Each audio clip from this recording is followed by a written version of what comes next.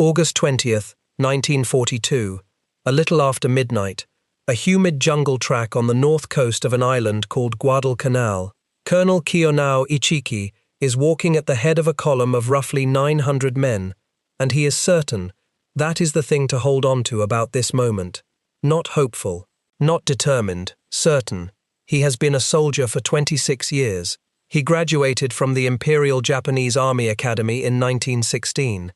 He taught infantry tactics at the army school at Chiba, where an entire generation of Japanese officers learned the art of the night attack and the bayonet from men like him. He was there at the Marco Polo Bridge outside Beijing in 1937, on the night the shooting started, that grew into a war between Japan and China that would kill millions.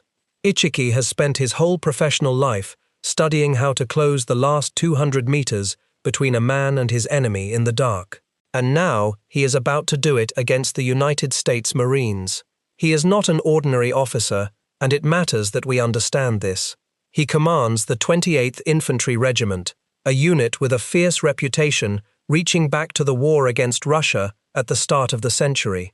His men are considered among the best light infantry in the Imperial Army, hard marchers, expert with the bayonet, drilled until the night attack is second nature. Ichiki himself is known throughout the officer corps for exactly the qualities that are about to destroy him. He has a fondness for the night attack that borders on obsession. He has a low opinion of the American Marine, and he has an exaggerated faith in his own powers, the kind of faith that comes from a career in which almost nothing has ever gone wrong. He is, in short, a specialist in aggression who has never yet been made to pay for being too aggressive. That bill is about to come due, all at once, on a strip of sand he has not yet seen. He is not worried, because he does not believe the Marines will be difficult. A few days earlier, moving toward this island, he radioed a report back to his headquarters. "No enemy at all," he said, like marching through a no-man's land. In his field journal he had already written out the schedule of the days ahead, the way a man writes out a train timetable. Landing on one day, march by night and battle on the next, and on the day after that, 3 words: enjoyment of the fruit of victory. He has an old phrase for what he is about to do to the Americans dug in near the airfield. He intends to brush them aside with one sweep of the armored sleeve. It is a samurai image, and it means the enemy is so weak that clearing them will take no more effort than flicking dust off your coat. Ichiki has made no secret of what he thinks of the American fighting man. He thinks the Marine is soft. He thinks the Marine is a creature of comfort who will not stand and fight in the dark against men who are willing to die. In this he is not alone. He is echoing the settled contempt of his whole army, a contempt printed in the training pamphlets that told Japanese soldiers the Westerner was haughty, effeminate, and cowardly. Ichiki believed it, and he was about to stake 900 lives on it being true. In about 26 hours, of the roughly 917 men Ichiki led toward the American line, the great majority will be dead. The most careful modern count of the bodies left on the sand runs to about 777. Other respected histories round the killed to nearly 800. Fewer than 30 of his men will escape the battlefield intact.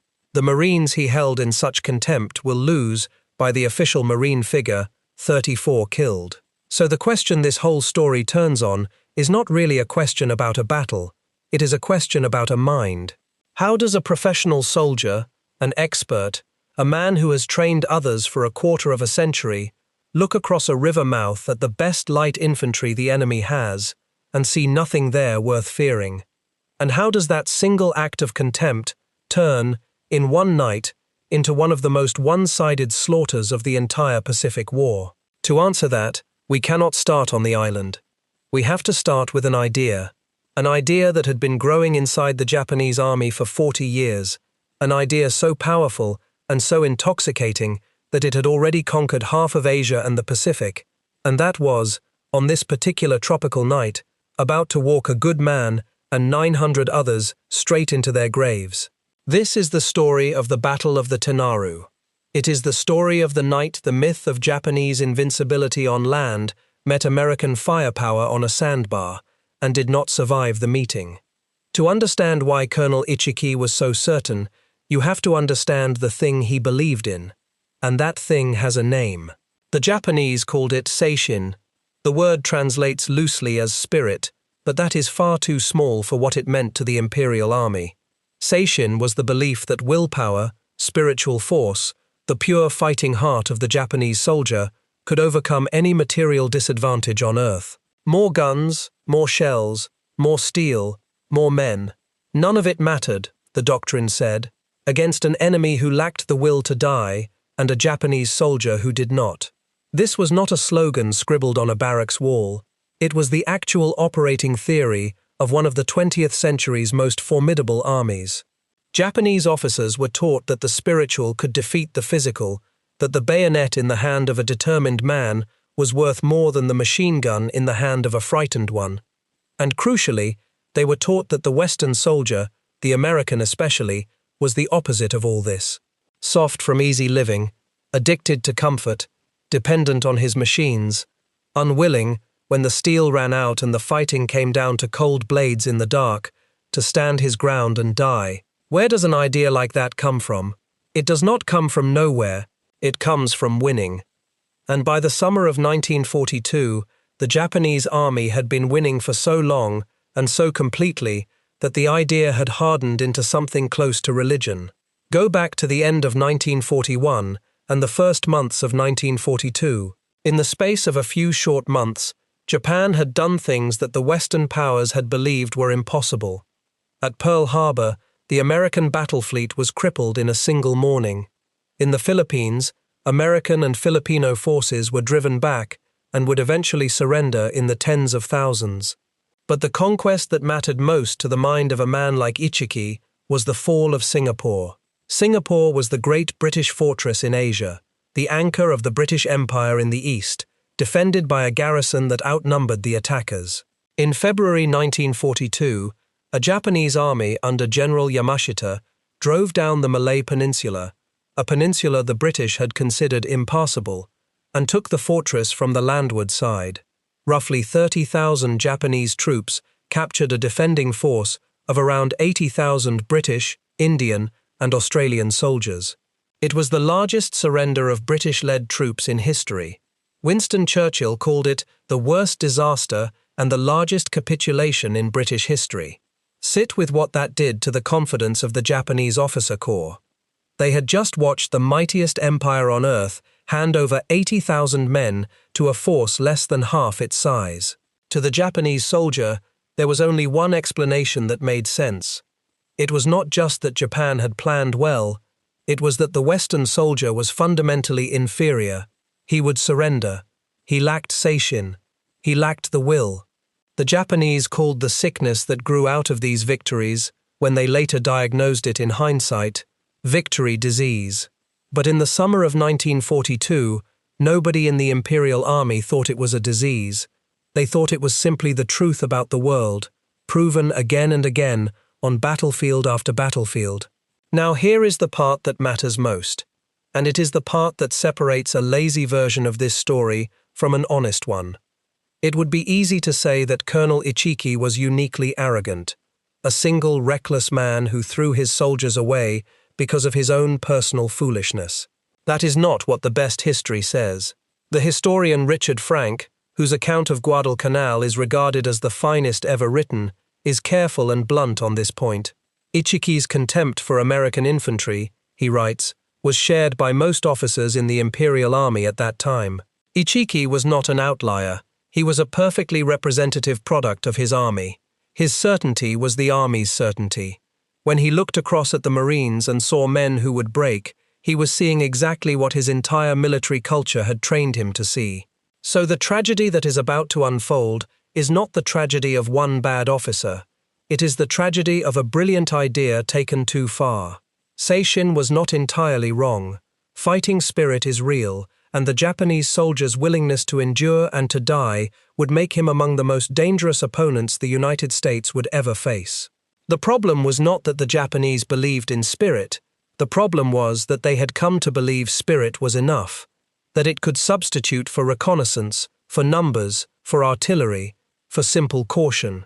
And they were about to test that belief against a wall of American machine guns.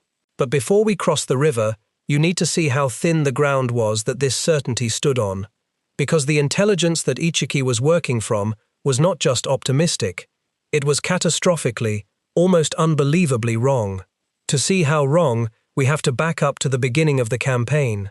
On August 7, 1942, the 1st Marine Division came ashore on Guadalcanal and the small islands across the Sound, Tulagi and Gavutu and Tanambogo. It was the first major American ground offensive of the entire war. The landing on Guadalcanal itself was almost unopposed. The Japanese labor troops building an airfield there simply fled into the jungle. The Marines took the half-finished airstrip and named it Henderson Field, after a Marine flyer killed at the Battle of Midway. That airfield was the reason for everything that followed. Whoever held it could dominate the sea and sky for hundreds of miles around. Both sides knew it, and so the struggle for Guadalcanal became a struggle to control one muddy runway in the jungle. 2 nights after the landing came disaster at sea. In the Battle of Savo Island, a Japanese cruiser force fell on the Allied ships guarding the transports and sank 4 heavy cruisers in a single night. It was one of the worst defeats in the history of the United States Navy. The surviving American ships and transports withdrew, and they took a great deal of the Marines' supplies with them. The men on Guadalcanal were left ashore, short of food, short of ammunition, and for the moment cut off. They went on to 2 meals a day. They had, by some estimates, only a few days of ammunition. They were, in the coldest military sense, stranded.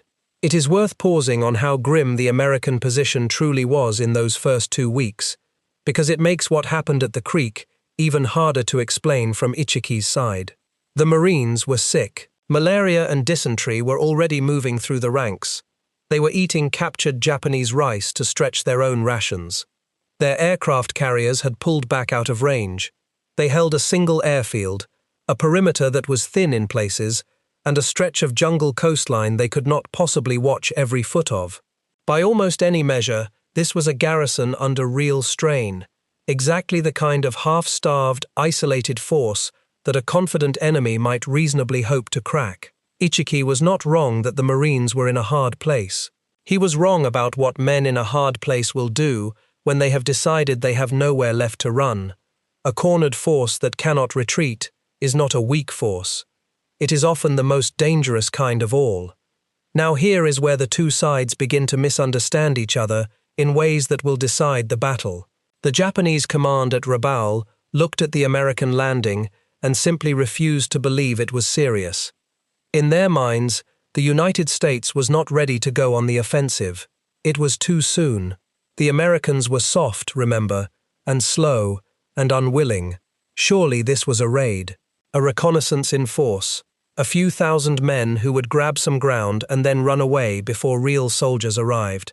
The truth was that Major General Alexander Vandergrift had put more than 10,000 Marines ashore on Guadalcanal, with thousands more on the islands across the water.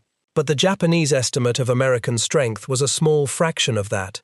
And so, when the task of retaking the island came down through the chain of command, the plan that emerged was almost insulting in its confidence. They would not send a division. They would not even send the whole of Ichiki's regiment at once. They would send an advance echelon of about 900 men, land them down the coast, and let them march up and clear the airfield. That decision, more than anything Ichiki himself did on the ground, is where the disaster was really born. It was made in headquarters, far from the island, by staff officers who had never seen the American perimeter and did not believe it was strong. They took a regiment that might, at full strength and properly supported, have posed a genuine threat, and they cut it into pieces and sent the first piece in alone, against an enemy they had miscounted by a factor of 5 or more. Ichiki would carry out the attack, and Ichiki would die for it. But the arithmetic that doomed his men was written on a map table before he ever set foot on Guadalcanal. This is worth remembering whenever the story is told, as the tale of one reckless colonel. The colonel was reckless, but he was handed a reckless plan by an army that had grown reckless from too much winning. Ichiki's regiment had originally been chosen for a different job entirely. They had been slated to take part in the invasion of Midway. When the Japanese carriers were sunk at Midway in June 1942, That operation evaporated, and Ichiki's men became a spare unit looking for a mission. Guadalcanal became the mission. His full detachment numbered a bit over 2,000 men, but he was ordered to go in first with only the lead element, roughly 917 soldiers, and carrying 7 days of rations. His orders were not, strictly speaking, an order to charge blindly. He had been told that somewhere between 2,000 and 10,000 enemy troops might be on the island. He had been advised to avoid a frontal attack. He had been expected to land, probe the American positions, gather his full strength, and only then, once the rest of his men and the follow-on forces arrived, to attack in coordination. But he had also been given the latitude to seize the airfield quickly if the chance was there. And Ichiki, being the man he was, being the product of the army he came from, saw only that second half of the order. He would not wait. Waiting was for men who feared the enemy, and he did not fear this enemy at all. 6 destroyers of the Imperial Navy carried his advance echelon down the sea lane that the Americans would soon call the Slot, and in the small hours of August 19, 1942, they landed him and his men at Taivu Point, roughly 22 miles east of the American perimeter. From there, Colonel Ichiki began to march his 900 men west through the jungle, toward the airfield, toward the Marines, and toward the narrow strip of sand where almost all of them would die. The mood on that march was, by every account that survives, buoyant. These were confident men following a confident leader toward what they had been told was an easy prize. They traveled light, carrying rations for only a few days, because they did not expect the fighting to last long. They left a small rear guard behind at the landing point, 100 men or so, and pushed on with the main body. There was no sense in the column that they were marching toward a catastrophe. There was, instead, the particular energy of soldiers who believe the hard part is already behind them, and the reward is just ahead. That energy has a name in hindsight. It was victory fever, the same intoxication that had carried the Japanese army across an ocean of easy conquests, and it was leading these men, in the dark and the heat, straight into the range of guns they had already decided were held by cowards. The first sign that the war might not follow Ichiki's timetable came on the very first day of his march, and he chose not to read it. On the 19th of August, a Marine patrol was moving east along the coast, well out ahead of the American line. It was led by Captain Charles Brush, about 60 men, an ordinary patrol on an ordinary sweep. And in the coastal flats near a place called Coley Point, they ran into something they were not expecting. A group of Japanese soldiers, roughly 38 of them, moving with the confidence of men who did not think there was an enemy within miles. This was a reconnaissance patrol from Ichiki's own force, led by one of his officers. The Marines reacted faster. Brush moved his men to the flank and opened fire, and in a sharp, ugly little fight in the heat, nearly the entire Japanese patrol was wiped out. Around 33 of the 38 were killed. The Marines lost 3 men, with 3 more wounded, and they felt the loss, because at this early stage of the war, 3 dead from a single patrol was a hard morning. But the truly important thing was not the killing, it was what the Marines found on the bodies. The Japanese officers were carrying maps, detailed maps, and the maps showed Marine positions along the perimeter with a precision that alarmed the Americans when they got them back to headquarters. These were not lost tourists. This was the point element of a force that knew exactly where the American line was and was moving toward it with purpose. Marine intelligence now understood 2 things. An organized Japanese unit was ashore to the east, and it was coming. Think, for a moment, about what this same encounter should have told Colonel Ichiki. His reconnaissance patrol had gone out and simply vanished. The men who were supposed to bring him eyes on the enemy did not come back. Any cautious commander would read that disappearance as a warning written in blood. It meant the Americans were alert. It meant they were patrolling aggressively far beyond their own lines. It meant they were not the sleepy, fragile garrison he had imagined. As the historian Richard Frank observed, the destruction of that patrol should have given Ichiki an honorable reason to stop, to gather his strength, to wait for the rest of his men, as he had originally been advised to do. He did not stop. Whether because of pride, or because of the certainty we have already seen in him, or because the whole culture of his army told him that hesitation was a kind of cowardice, Ichiki pressed on. He had lost his eyes, and he kept marching anyway. He would attack that very night, with the men he had, straight up the coast into whatever the Americans had prepared. The armored sleeve would sweep them away.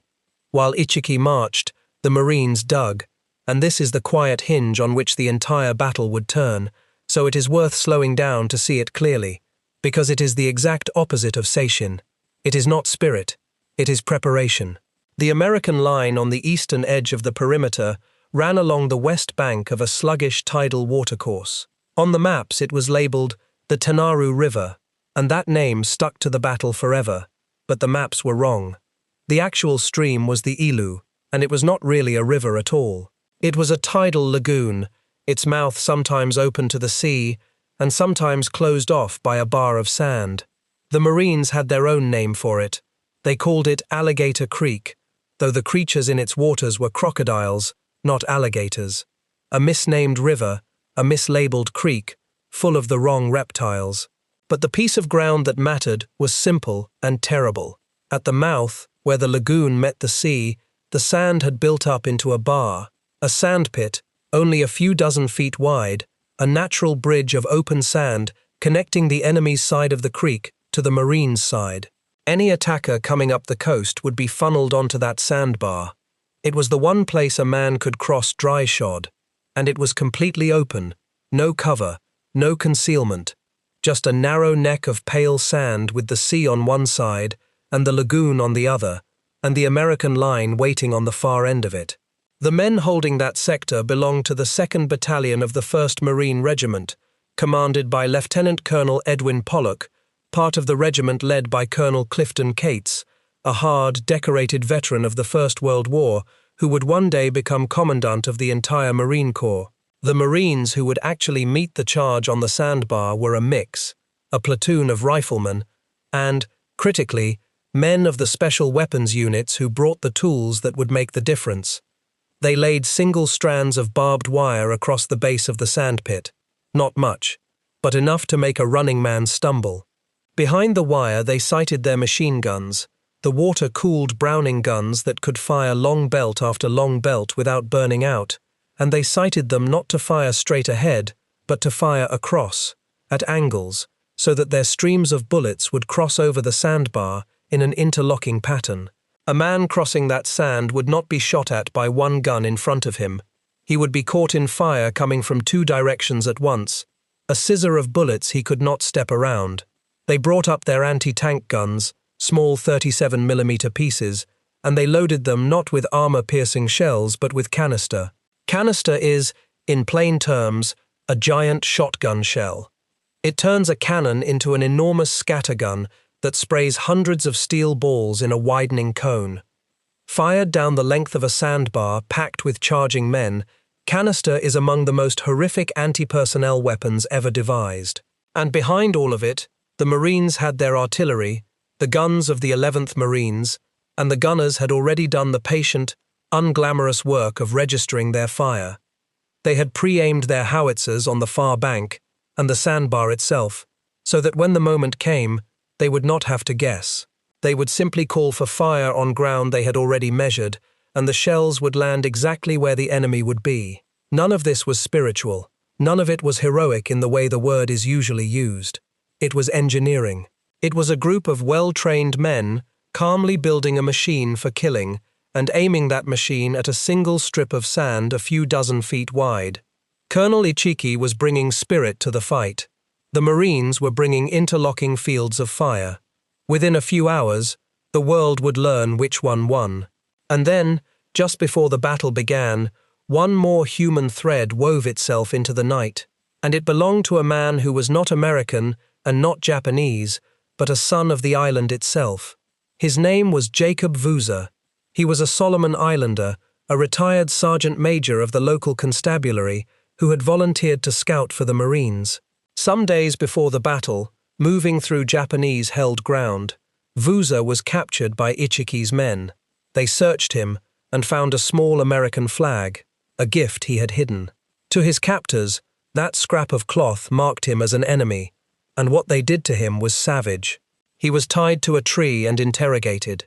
He was beaten. He was bayoneted repeatedly, stabbed through the chest and throat, and left for dead when he would not talk. He did not die. When his captors moved on, Jacob Vuza, torn open and bleeding, chewed through the ropes that bound him. Then he began to crawl and walk, for miles, through the jungle, toward the American lines. He reached the Marines not long before the attack came in, barely able to speak, and he used what was left of his voice to warn them that a large Japanese force was right behind him, moving to attack. He gave them a precious few minutes of warning, and then, refusing to be treated until he had told the intelligence officers everything he knew about the enemy's numbers and position, he finally allowed the corpsman to work on him. Astonishingly, Jacob Vuza lived. He would be given the Silver Star by the Marines and a British decoration for gallantry, and he would be honored for the rest of his long life as a hero of Guadalcanal. That was the man Ichiki's soldiers had tortured and left for dead.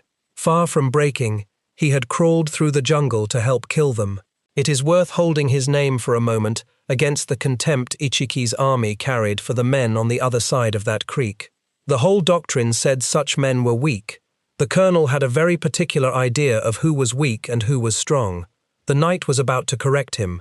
Somewhere around 2 in the morning on August 21, 1942, the sources differ on the exact minute, a flare rose over the coast, and Colonel Ichiki threw his certainty at the American line. The first wave came at a run across the sandbar. Perhaps 100 men, perhaps 200, screaming as they came, bayonets fixed, driving straight for the neck of sand where the wire waited. For a few seconds they were simply shapes in the dark, and then the Marine machine guns opened up, and the sandbar turned into something out of a nightmare. The interlocking fire caught them exactly as it had been designed to. Men running forward were hit from 2 sides at once. The single strand of barbed wire, so small a thing, did its work, snagging the leading men, bunching them up, holding them for the extra half-second it took the guns to find them.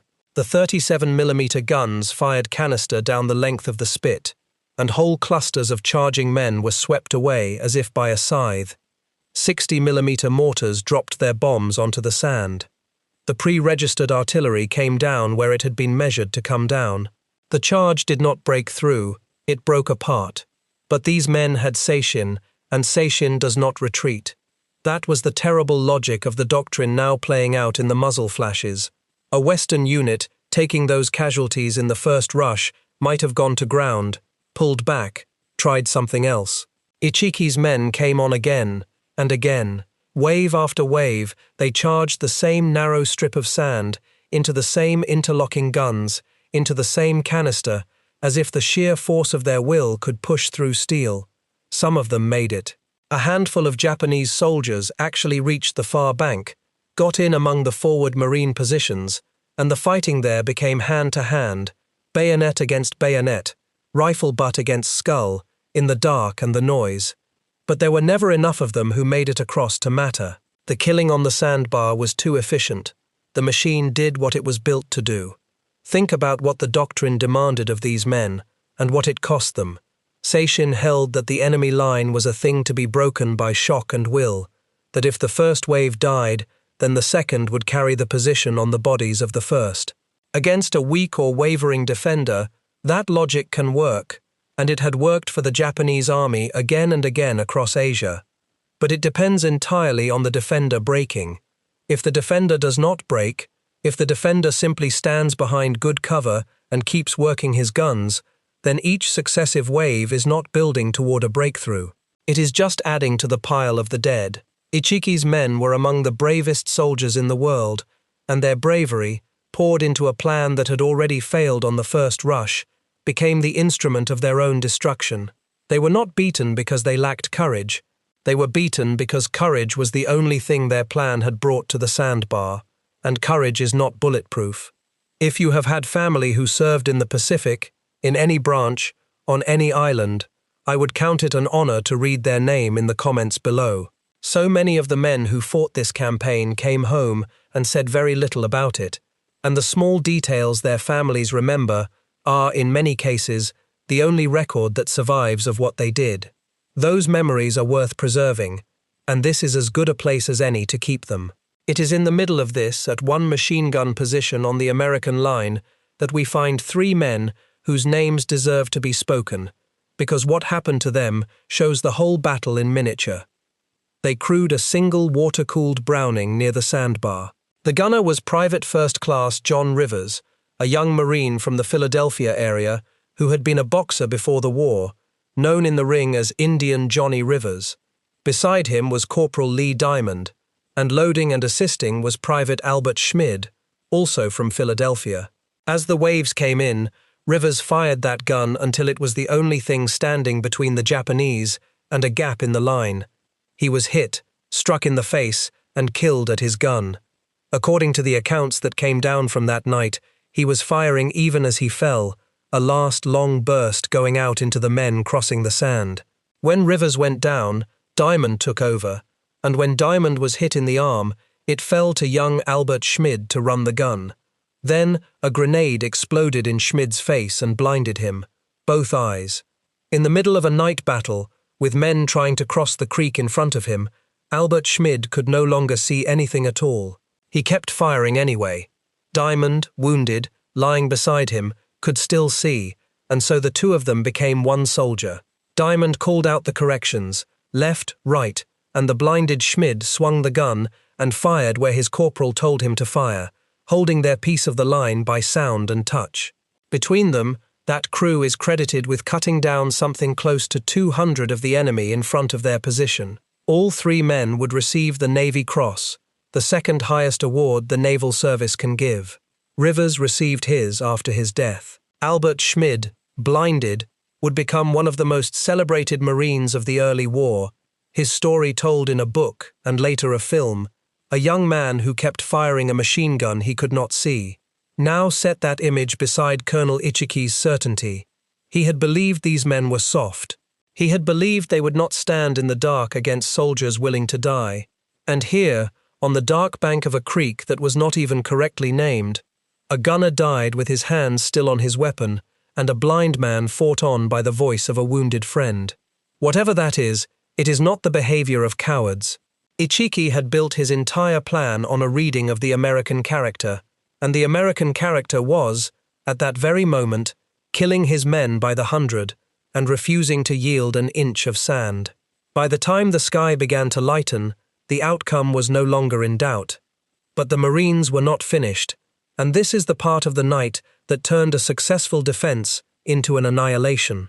As dawn came on August 21st, the surviving Japanese were pinned in a grove of coconut palms on the far bank of the creek, unable to advance across the killing ground and unwilling, by the code they lived under, to withdraw. Colonel Cates and his officers looked at the situation and saw not just a defense to be held, but an enemy to be destroyed. They ordered a battalion, the 1st Battalion of the 1st Marines under Lieutenant Colonel Leonard Cresswell, to swing wide. Rather than fight across the sandbar into the enemy, they crossed the creek further upstream, where it was passable, and came down on the trapped Japanese from the side and behind. The envelopment closed like a hand. The Japanese in the grove now had the sea at their backs, the creek on one side, and Marines pressing in from the inland flank. The Marines brought up their own light tanks, the small M3 Stuarts, and sent them across the sandbar and into the palm grove. What followed was, by every honest account, no longer a battle but a destruction. The correspondent Richard Tregaskis, who was there, described the tanks moving among the trees in a way that has an awful, toy-like quality in his telling, palms toppling, figures scattering and falling beneath the treads. General Vandergrift, writing about it afterward, chose words that are hard to read and harder to forget. He wrote that the rear of the tanks looked like meat grinders. The trap the Marines had built was, in its geometry, almost perfect, and it is worth understanding why, because it is the physical expression of everything that separated the two sides that day. The Japanese had crossed onto ground with water on three sides. The sea lay to the north. The creek curved around to the west and south. The only way in had been the sandbar, and the only way out was the same sandbar, now swept by fire and crossed by tanks. Ichiki's men had charged into a pocket, and once the Marines closed the neck of that pocket, there was nowhere for the survivors to go. They could not advance, because the American line held. They could not retreat, because their code forbade it, and the guns covered the sand. They could only die where they stood, in the palms, along the water, on the bar itself, while the machine the Marines had built kept working through the morning and into the afternoon. It was the exact opposite of the swift, sweeping breakthrough Ichiki had imagined. It was slow and methodical and total. Overhead, the Wildcat fighters of the newly arrived Marine Air Squadron came down and strafed the men trapped along the shore. Japanese soldiers tried to escape by swimming out into the sea or back across the creek, and they were shot in the water. There was, by this point, very little mercy left on that beach. And to understand why, you have to understand what the Marines had already learned in the darkness, a lesson that would shape the entire rest of the Pacific War. As the fighting wound down, Marines and Navy corpsmen began to move among the fallen Japanese, as soldiers do, to help the wounded and to check the dead. And the wounded Japanese soldiers, in numbers that shocked the young Americans, tried to kill them. A man lying apparently near death would wait until a corpsman bent over him and then detonate a grenade to kill them both. Wounded men fired pistols at the Marines trying to lift them. The Japanese soldier, it turned out, would not surrender even at the very end, even wounded, even with the battle clearly lost. He would use his own death as one last weapon. General Vandergrift tried to describe this in a letter to the Commandant of the Marine Corps, and his words are some of the most revealing testimony to come out of the entire battle. He wrote that he had never heard or read of this kind of fighting. These people, he wrote, refuse to surrender. The wounded wait until men come up to examine them, and then blow themselves and the other man to pieces with a hand grenade. It was written in something close to disbelief, by a general who had already seen war in his life, and it marks the exact moment that the Americans understood the true nature of the enemy they were facing.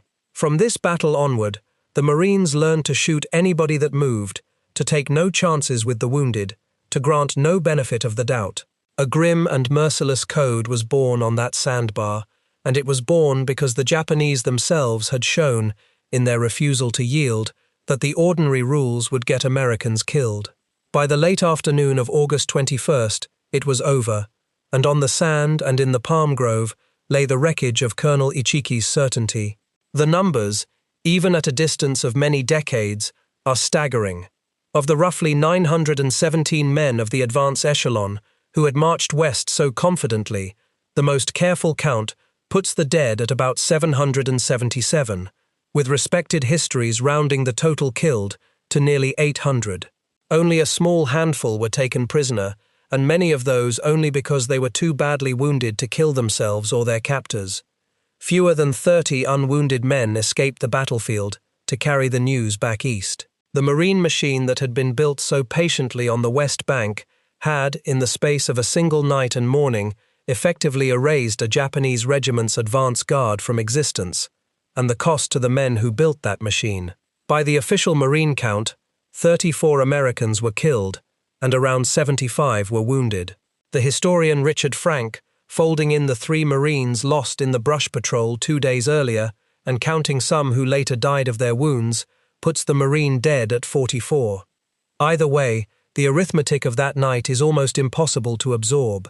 For every Marine who died, something like 18 or 20 of Ichiki's men died. A commander who had promised himself the enjoyment of the fruit of victory had instead presided over one of the most one-sided defeats a Japanese force would suffer in the entire war. And Colonel Kiyonao Ichiki. His end is one of the few genuine uncertainties in this story, and honesty requires laying out both accounts rather than choosing the more dramatic one. The official Japanese history holds that Ichiki, seeing his detachment destroyed and his certainty turned to ash, burned the regimental colors, the sacred standard of his unit, so that they could not be captured, and then took his own life on the battlefield. This is the version most often told, the ritual death of a samurai officer who had failed. But some of the survivors told a different story. They insisted that Ichiki was not a suicide, that he died in the fighting itself, last seen moving forward toward the American guns with his men. One Marine believed he had shot a pistol-wielding Japanese officer who may have been the colonel himself. We do not know for certain which is true. What is certain is that Ichiki died at or immediately after the battle he had been so sure he would win, and that the army which had sent him promoted him after his death, as if to bury the scale of the miscalculation beneath the honor of a fallen officer. But the real story of what this battle meant is not found in the numbers, or even in the death of the colonel. It is found in the reaction of the men who had sent him. And here is where we get to look inside the mind of the losing side, because their disbelief tells us everything about the myth that had just died on that sandbar. When word of the disaster began to filter back to the higher Japanese commands, the first and most powerful reaction was not grief. It was denial, flat, absolute refusal to believe.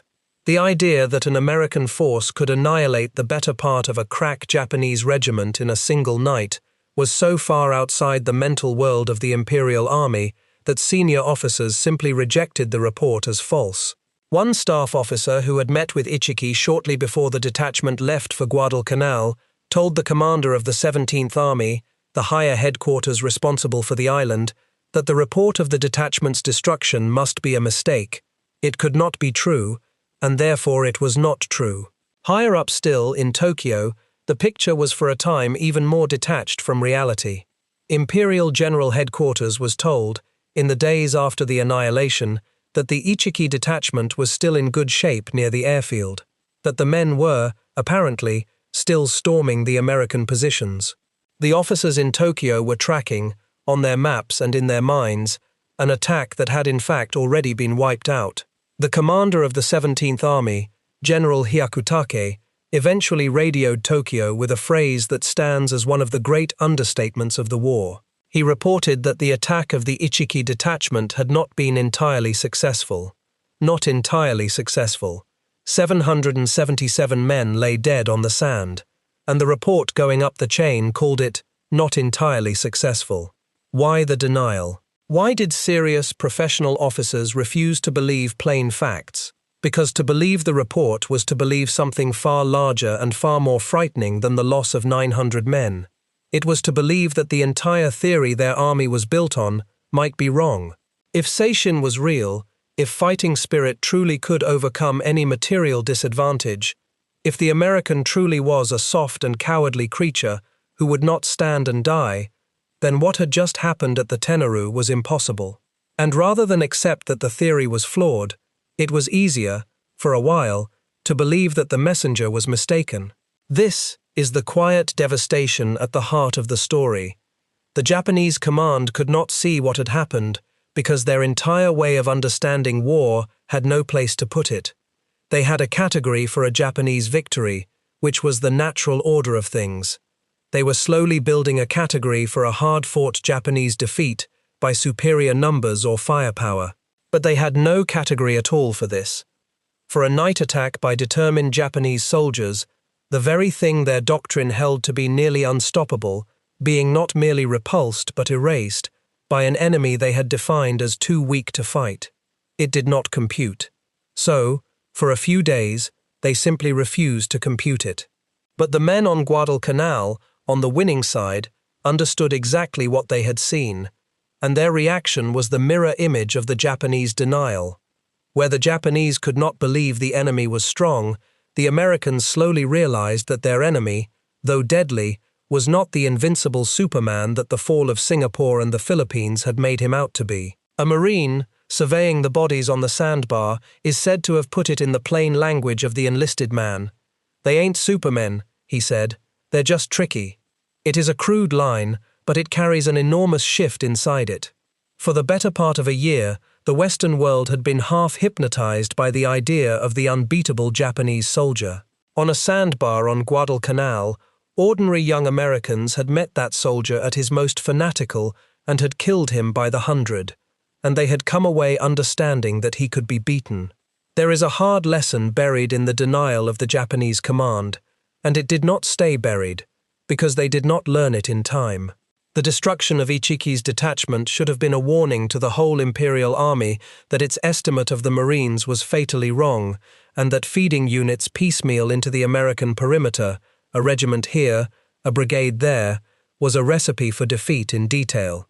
But the same contempt that had guided Ichiki survived him.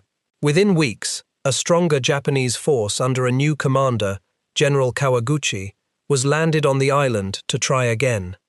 In the middle of September, that force threw itself against a ridge south of the airfield, held by the Marine raiders under Colonel Merritt Edson, in a battle the Marines would remember as Edson's Ridge, or simply Bloody Ridge. Kawaguchi's men were more numerous than Ichiki's and more skillfully handled, and they came far closer to breaking through. But in the end they too were stopped, and thrown back, and cut to pieces in the jungle. The pattern that began on the sandbar repeated itself on the ridge. Japanese courage, Japanese willingness to die, poured into an attack built on the belief that the American would not hold, and the American held. Only slowly, and at enormous cost, did the Japanese begin to understand that Guadalcanal could not be retaken by spirit and the bayonet. By then they had fed division after division into the fighting, and lost so many men to battle and starvation and disease that the island earned a bitter nickname in the Japanese ranks. They called it Starvation Island. What had begun with Ichiki's confident promise of the fruit of victory ended, months later, with the Imperial Navy evacuating the ragged survivors of an army that had been ground down piece by piece. And it had all started with one detachment, one night, one sandbar, and one commander who was certain he already knew how the story would end. So here, at last, is the answer to the question we started with. How does a professional soldier look across a river at the best light infantry his enemy has, write them off as cowards, and lead 900 men to their deaths in a single night? The answer is that he does not do it because he is a fool. Colonel Ichiki was not a fool. He was an expert, a career soldier, an instructor of instructors. He did it because he had inherited an idea so powerful and so thoroughly proven by 2 decades of victory that it had stopped being an idea and become a pair of blinders. Seishin told him that spirit beats steel. Victory disease told him that the Western soldier would break. The fall of Singapore told him that even 80,000 men would surrender to a smaller Japanese force. Everything he had been taught, everything he had seen, everything his entire army believed, pointed to the same conclusion. The Americans on that creek would not stand, and so he did not need reconnaissance because he already knew the answer. He did not need to wait for his full strength because spirit would make up the difference. He did not need to fear interlocking machine guns because the men behind them lacked the will to use them properly. He was wrong about every part of it, and the reason he was wrong is the real lesson of the Tenaru, and it is a lesson that reaches far beyond one night on one island. Contempt for your enemy is not strength. It feels like strength. It feels like confidence and boldness and the warrior spirit. But in truth it is a kind of blindness, because the moment you decide you already know what the enemy will do, you stop looking at what the enemy is actually doing. Ichiki had decided the Marines would break before he ever saw them fight, and so when the evidence arrived, the vanished patrol, the alert defenders, the maps that showed the Americans knew he was coming, he could not read it, because it did not match the picture already fixed in his mind. The Marines, by contrast, had assumed nothing. They did not know if they could beat the Japanese. Many of them were frightened. They had been stranded, half-starved, short of ammunition, told that a famous and victorious enemy was marching toward them in the dark. And precisely because they were not certain, they prepared. They strung the wire. They sighted the guns to cross their fire. They registered the artillery. They dug in, and they got ready for the worst, because they did not have the luxury of contempt. Their doubt made them careful, and their care built the machine that won the battle. Ichiki's certainty made him reckless, and his recklessness marched his men onto open sand in front of that machine. That is the whole of it. On one side of the creek, spirit without preparation. On the other, preparation without illusion. The night decided between them, and it was not close. A few honest notes are owed here, because a story like this is only worth telling if it is true. The name most often attached in popular memory to a lone machine gunner holding a pass on Guadalcanal is John Basilone, and it is worth being clear that Basilone was not at the Tanaru. His legendary stand came about 2 months later in the October fighting around Henderson Field against a different Japanese force. The men who held the guns on that August sandbar were Rivers and Diamond and Schmid and their fellow Marines, and they deserve to have their own night remembered as theirs. The numbers in this account, the roughly 917 who landed, the nearly 800 who died, the 34 or 44 Marines killed, are drawn from the most respected histories of the campaign, and where those histories differ, the differences have been named rather than smoothed over. The manner of Colonel Ichiki's death is genuinely uncertain, and both accounts have been given.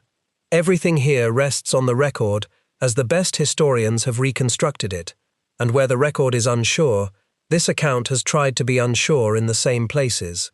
What remains, when the smoke clears, is the shape of a turning point. The Battle of the Tanaru was a small battle by the standards of the Second World War. A single night. A few thousand men on a strip of sand a few dozen feet wide. Measured against the vast battles being fought that same year in Russia and North Africa, it was almost nothing, and yet the historian who knows it best has called it, without exaggeration, one of the most fateful small battles of the Pacific War. Because on that sandbar 2 ideas about war were put to the test, and one of them died. The idea that died was the myth of the invincible Japanese soldier, and the belief that spirit alone could carry a determined man through anything. It did not die because the Japanese soldier was weak. He was, if anything, more willing to fight and die than almost any soldier on earth, and the Americans would pay for that willingness in blood on 100 islands still ahead of them. It died because willingness is not the same as invincibility, and a brave man charging across open sand into interlocking machine guns is still a man, and machine guns do not care how brave he is. The Japanese had confused the courage of their soldiers with the soundness of their plans, and at the Tanaru, the two were pulled apart and laid side by side on the sand for everyone to see. Colonel Ichiki went to that creek, looking for the enjoyment of the fruit of victory, and certain that the men waiting for him were too soft to stop him. He found instead a wounded islander who had crawled through the jungle to warn his enemies, and a gunner who died with his hands still on his weapon, and a blinded private firing by the voice of a friend, and a general who wrote afterward, in something like awe, that he had never seen men who fought like this. Ichiki's army had a word for the men on the far side of that creek. It called them cowards. The creek remembers otherwise, and so should we.